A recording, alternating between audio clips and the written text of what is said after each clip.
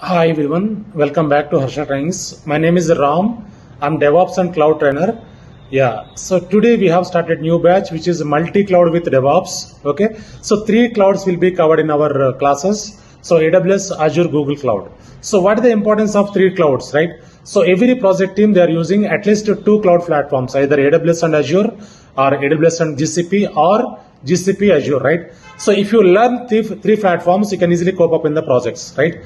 Yeah. So today we started a demo session. So from tomorrow onwards, regular sessions will be started. So whoever not attended today, so you will get the recording session, demo recording. You can go through the recording session and you can continue from tomorrow. So tomorrow's session is very important session, which is a cloud introduction. What is cloud? Why cloud? Why the project teams are looking for cloud infrastructure? What is cost saving? What are the advantages of cloud? These are all will be covered tomorrow. So don't miss the session tomorrow. So tomorrow we are going to work on cloud platform. Fine. Yeah. If anyone having any questions, any concerns, if you can reach out to me. I provide already my number, right?